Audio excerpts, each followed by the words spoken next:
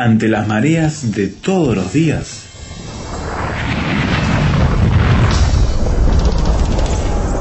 llegamos a tierra firme.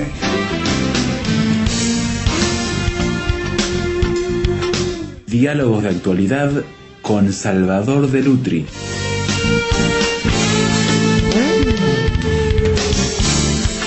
Se está poniendo de moda, lo veo más frecuentemente, he charlado con algunos escritores que están surgiendo esos lugares, esos cafés literarios, esos ambientes donde van los intelectuales, no a leer, no a discutir, no a analizar textos, sino a narrarlos, a contarlos, a tener relatos para compartir de experiencias, ideas, y ver cómo suenan al oído más que a la lectura. Esto, Salvador, es parte de toda una manera en que está cambiando el acercamiento a la realidad de parte de nuestros contemporáneos. Bueno, han renacido los narradores, sí, los contadores de cuentos, ¿no? Yo creo que esto es positivo, tiene algunos aspectos positivos. En primer lugar, porque el narrador, al contar una historia, establece un vínculo personal con el que escucha.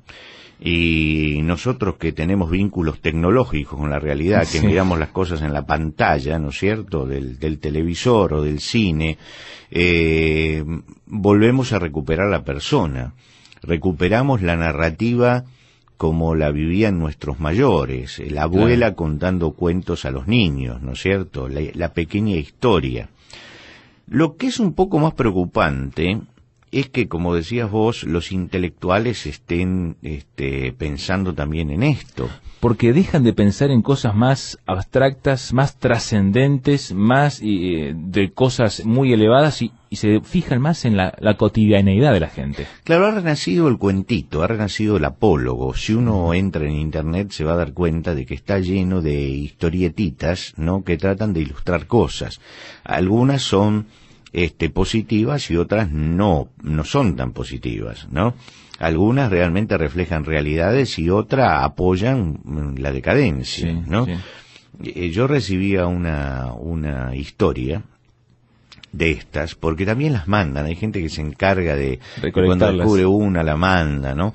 En general son bastante tontas estas historias, ¿no? Bastante frívolas, bastante superficiales, pero a veces pueden ser perversas también, ¿no? Sin darse cuenta, detrás de un barniz de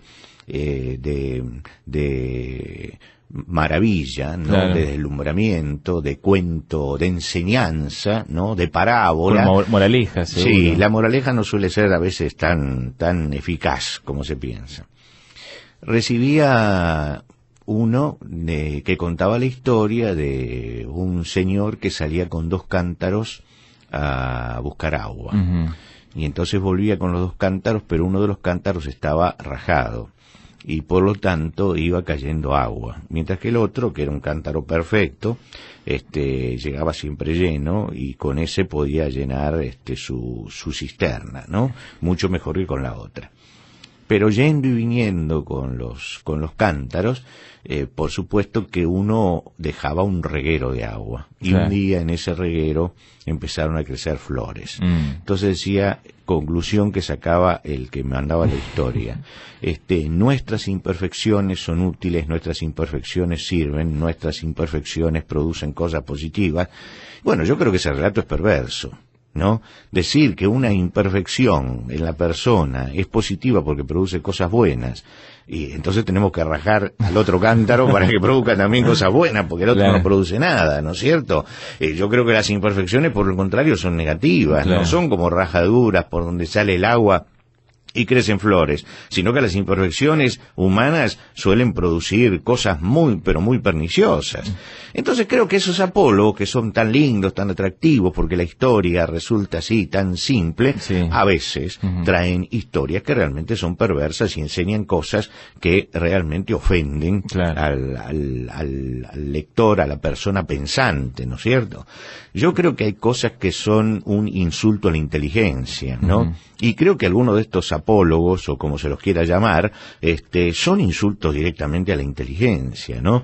Pero forman parte de la autoayuda. Si uno toma un libro de autoayuda, está lleno de cuentitos, ¿no es cierto?, de historietas de este tipo, ¿no?, de gente que se supera en esta forma. Tal vez el antecedente más interesante de la autoayuda haya sido la revista Selecciones. Puede ¿no? ser, sí. La revista Selecciones siempre aparecía el mudo que llegó a dar un discurso en Harvard, ¿no? El paralítico que cruzó a nado el Canal de la Mancha. Siempre triunfadores, nadie fracasaba, ¿no? Y uno leía esa revista, yo en mi niñez me acuerdo que mi padre la compraba y había una colección allí en casa, y uno leía todas esas historias de gente que se superaba y que triunfaba, y yo decía, bueno, es el antecedente que tenemos de la autoayuda. Hoy tenemos un montón de libros, la mayoría de ellos muy tontos, ¿no? Pero que la gente los lee con fruición, con interés, porque parecería que los ayuda en la vida. Les dan siempre un pensamiento positivo, alejado de lo que son disciplinas espirituales o personales, las ansias de superación son muy light, ¿no? Pero eso habla de ese decaimiento que se nota en nuestra sociedad de lo que serían las ideologías y las utopías, ¿no es cierto? Entonces, cuando esos grandes relatos en los que se basaba la historia en el pasado, inspiraban grandes epopeyas, han dado paso a estos cuentitos que no inspiran grandes epopeyas, inspiran alguna reacción de tipo individualista personal. Claro. ¿No? Y tampoco necesitan mucho esfuerzo, ¿no?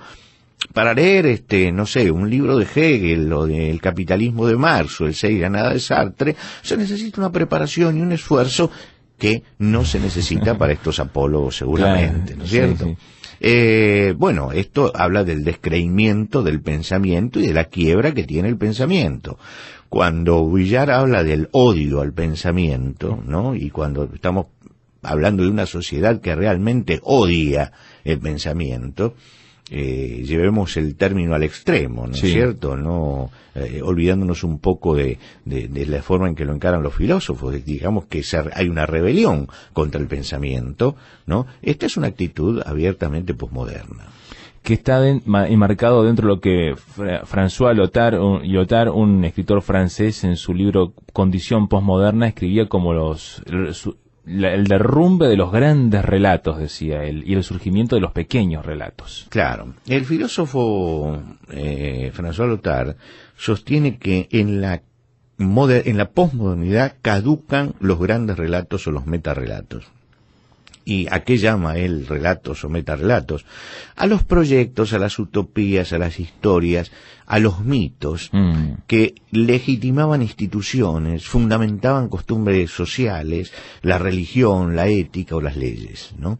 Todas estas cosas caducan, ¿no? Es decir, se acaban, los hombres no las aceptan, ¿no? Juntamente, por ejemplo, hemos hablado de Hegel, la filosofía de Hegel caduca, ¿no es cierto? El marxismo caduca, el liberalismo de Smith caduca, ¿no? No se creen esos relatos, llegamos a un pragmatismo. Por ¿no? eso estamos en una crisis de las ideologías, entonces. Claro, sí, yo creo que el proceso ha sido así. Creo que las ideologías vinieron a ocupar en el mundo occidental el lugar de las religiones, ¿no? Es decir, los hombres en el pasado tenían su fe, su religión, y sobre eso accionaban. Cuando el laicismo entra con mucha fuerza en la modernidad, las religiones pasan a ser, o eso es lo que predicaba la modernidad, la religión es un asunto privado. Entonces, ¿con qué se aglutina la gente? Y la gente ya no se aglutinaba detrás del pensamiento religioso. Recordemos, por ejemplo, la Edad Media. En la Edad Media, en una catedral, no solamente se tenían servicios religiosos. En las catedrales, en las diferentes naves de las catedrales se reunían también los gremios, alrededor de lo que eran sus patronos, y de ahí nace el patrono de determinado gremio, ¿no? Es decir, se reunían en esos lugares y se hacían discusiones públicas en las catedrales sobre las necesidades del pueblo, de la ciudad en la que estaba situada. Lo que quiere decir que había una interrelación entre iglesia y sociedad. El pensamiento de la fe tenía que ver con la vida cotidiana. Cuando llegamos a la modernidad, la fe pasa a ser un asunto privado, ¿no es cierto? Entonces, ¿cómo logramos la unión de la sociedad? Bueno, reunamos alrededor de ideologías, y entonces ahí salen todas las ideologías, y las ideologías empiezan a suplantar a la religión, ¿no? Pero además se transforman en cultos religiosos. yo recuerdo en la década del 60 y el 70 las grandes discusiones que había en América Latina sobre el marxismo y el capitalismo y el no marxismo y el maoísmo y el estalinismo y el troquismo. Bueno, era una religión, la defensa que se hacía era religiosa. El que no creía en el troquismo era porque era un hereje, claro, ¿no es cierto? Y era condenable. Sí, sí. Y se lanzaban anatemas unos a otros que pasaban por encima de lo ideológico para claro, llegar a lo religioso. Se cuenta que aún en China había grandes reuniones de conversión al comunismo, claro, con coros públicos y decisiones de fe. Al estilo, ¿no? Religioso. Al estilo de los evangelistas americanos, ¿no es cierto? Lo que quiere decir que tenía un contenido religioso. La gente adhería, y adhería sin reservas, ¿no? Yo he visto mucha gente adherir a sus ideologías políticas, aún en plena derrota, con un sentido escatológico, porque sí, también las ideologías traían su escatología, ¿no es cierto? Es decir, decían hacia dónde iba el mundo. Claro. El marxismo tenía su escatología, había un paraíso del proletariado allí al final, ¿no es cierto? El capitalismo lo mismo, es decir, es todo un sistema religioso, pero prescindiendo de Dios. Y uno lo vio eso patente, como era religioso, en el hecho que cuando se cayó el muro de Berlín, incluso en algunos países, la gente seguía profesando la creencia a esa ideología, a pesar que la realidad mostraba un desastre del proyecto, ¿no? Claro, y el problema es que en medio de esa caída de los grandes relatos, yo creo que lo que se ha derrumbado son las ideologías, ¿no es cierto? Las antiguas ideologías mostraron su ineficacia, mostraron que hasta allí habían llegado y nada más, ¿no? Y que no tenían la capacidad de llegar a concretar la escatología que predicaban. Claro. El futuro ese que predicaban no lo podían concretar. Ese era el problema de la ideología, ¿no? Y creo que después de esa caída de las ideologías, la toma Lyotard para señalar la caída de los metarrelatos, de todos los metarrelatos. Y ahí es donde hay que hacer un punto y discriminar algunas cosas. Perfecto. Después de la pausa, entonces, seguimos hablando de esta tendencia actual que nos está mostrando este surgimiento de los pequeños relatos, de la caída de los grandes relatos, de la caída de las ideologías en este mundo que estamos viviendo.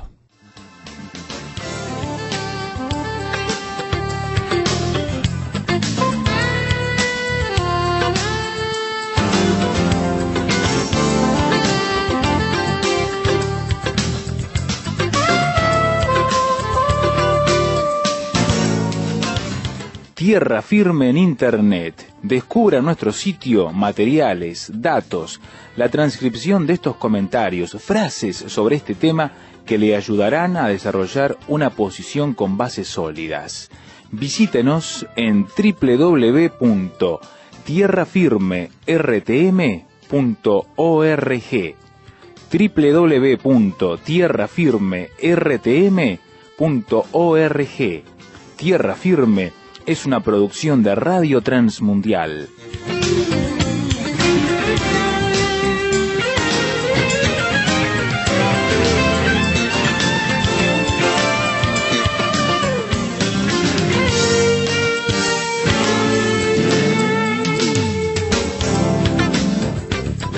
La charla del día de hoy tiene que ver con el surgimiento de los pequeños relatos, de la cotidianeidad, de la intelectualidad, de la vida diaria. Y Salvador, la pregunta es entonces si se nos está cayendo los grandes relatos que han tratado de sostener, aglutinar al ser humano, ¿en qué está viviendo? ¿Cómo está viviendo el ser de este siglo XXI entonces? Bueno, vamos a ubicar estos pequeños relatos, ¿no? Sí. Cuando Jesús predicaba, él predicaba también con parábolas. Sí, eran historias cortitas, ¿sí? Historias cortas. Sin embargo, se diferencian notablemente de estas pequeñas historias. Ajá. En que estaban enmarcadas, estas parábolas estaban enmarcadas en un gran relato. Ajá. Que les daban coherencia y sentido. Que respondían a eso. Claro, digamos que de la gran doctrina fundamental del cristianismo, la parábola era como la ventana, Claro. ¿no? Es decir, el armazón de la casa, lo que sostenía la casa, era la doctrina. Y echaba a luz la parábola sobre ciertas realidades de esa doctrina general, Ajá. ¿no? Cada parábola de Jesús está encuadrada en la doctrina cristiana. No es el fundamento de la doctrina cristiana. Es la iluminación de la doctrina cristiana, pero pertenece a un gran relato y a una gran estructura teológica del pensamiento. Mientras que el relato de hoy no tiene marco de referencia, ¿no? Es decir, está aislado, está independiente, se mueve independiente de cualquier marco de referencia. Entonces, al no tener ese gran marco doctrinal de referencia, el relato boya solo y puede enseñar cualquier cosa de acuerdo a quien lo tenga en la mano. Uno le da la aplicación de acuerdo a su necesidad. Yo no puedo aplicar las parábolas de Jesús como yo quiero, porque está dentro del contexto, dentro de un contexto que es fácilmente refutable una interpretación equivocada, Claro. porque no respondería al contexto de la doctrina de Jesús. Mientras que estas no están encuadradas en ninguna doctrina, son simplemente cuentitos, y esos cuentitos hablan de un mejoramiento de vida, ¿no? Pero nada más, no hay una doctrina fundamental que les dé hilación y contenido. Uno puede tomar las 30 y tantos parábolas de Jesús y colocarlas una al lado de la otra, y todas responden a un sistema de pensamiento. Mientras que uno toma todos estos cuentitos y son totalmente heterogéneos y dicen cosas contradictorias, ¿no? Entonces yo creo que hay una gran diferencia y quería hacer esta salvedad justamente para no confundir lo que es una parábola encuadrada, ¿no?, dentro de un sistema de pensamiento y lo que son estos cuentitos. Es decir, cuando uno lee La República de Platón o las obras de Platón, ¿no?, también él utiliza mitos e historias, ¿no? Los dos caballos, el negro y el blanco, y el que los dirige, que los guía, y un caballo tira hacia el cielo y otro hacia la tierra. Pero esa historia está encuadrada dentro de un sistema de pensamiento, mientras que hoy tenemos historietas desprendidas de todo sistema de pensamiento, ¿no? Esto es lo peligroso del momento. Entonces se dice, bueno, caducaron los metarrelatos. ¿Con qué nos quedamos? Con los relatos chiquitos, ¿no? Y si nos quedamos con los relatos chiquitos, tenemos un empobrecimiento total, ¿no?, de todo Occidente, que preanuncia su fragmentación final y su caída, ¿no? Yo creo, sin embargo, que lo que han caído son las ideologías.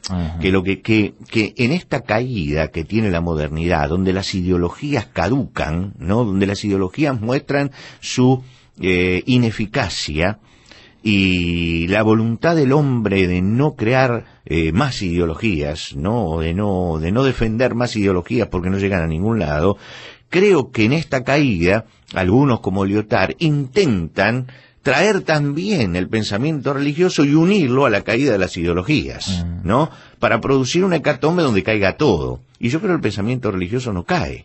Es decir, las eternas historias, el gran metarrelato, que es la Biblia, por ejemplo, como él lo llama, permanece porque habla justamente de las cosas eternas y sigue teniendo respuesta para millones de personas en el mundo, ¿no?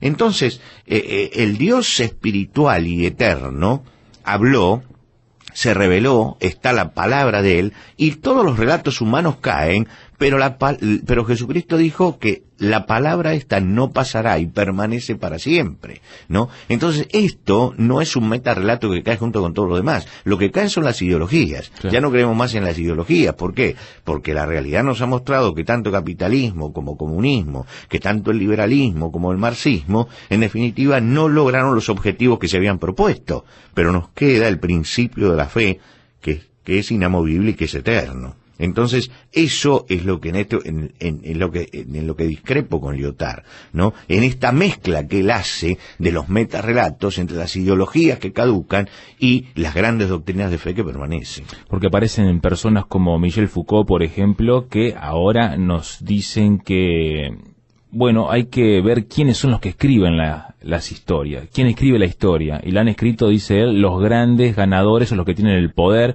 y en última instancia él basa todo en quién tiene el poder, quién tiene el mando para poder escribir la historia oficial o la historia válida de acuerdo al momento.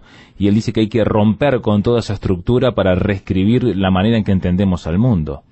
Claro, yo creo que él tiene razón en el sentido de que la historia que tenemos es una historia escrita por los vencedores y una historia falsa, ¿no es cierto? Nosotros tenemos una historia reciente, escrita. La historia de Occidente la escriben, por ejemplo, para tomar un caso concreto, la escriben los vencedores de la Segunda Guerra Mundial. Por supuesto. ¿No es cierto? Si hubiera vencido Hitler, la historia sería otra. Uh-huh.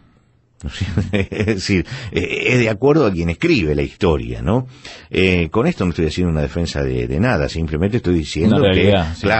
claro, que es verdad que hubo un tremendo salvajismo y campos de concentración, y muertos de un lado, pero hubo muertos también del otro. Claro. ¿No es cierto? Es decir, no creamos que es una lucha entre buenos y malos esto, ¿no es cierto? Hay violencia, hubo de todas partes.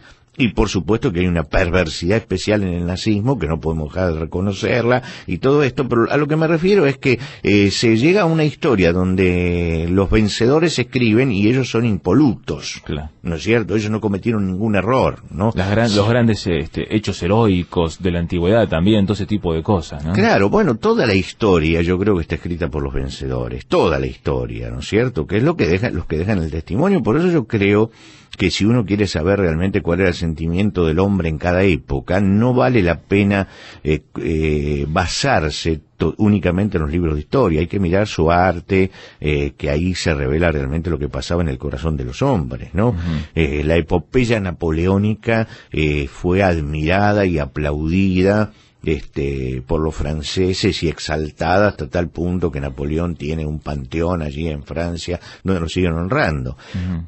Pero Goya pinta los desastres de la guerra, claro. ¿No? Y ahí se ve la verdad, ahí se ve la otra cara, ¿no? Es decir, hay que mirar todas las caras para conocer la verdad. Ahora, el hecho peligroso también, como decías tú, hablando de los relatos y la diferenciación que hacías, es también que en este querer barrer de un plumazo con esta historia oficial, digamos, o historia de vencedores, borrar también los elementos de fe que han sido y que nos sigan plasmados en documentos, como son las Sagradas Escrituras, por ejemplo. Claro, lo que pasa es que ellos consideran las Escrituras como un libro más de historia. Claro. Y allí es donde muestran el desconocimiento, ¿no es cierto? Es decir, la ignorancia que tienen acerca de la Biblia.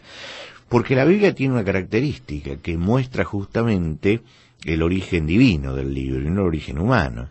Y es que no hay héroes. Sí. Es decir, usted los ve fracasar. Moisés es un asesino, confeso. Sí. ¿No es cierto? David comete errores pero garrafales.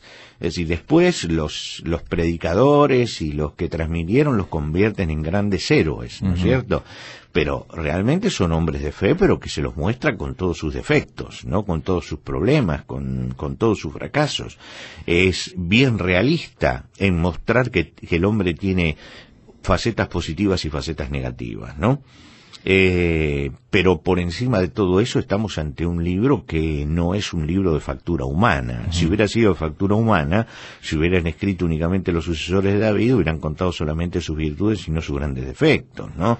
Es un libro de factura divina, y porque tiene factura divina es que permanece.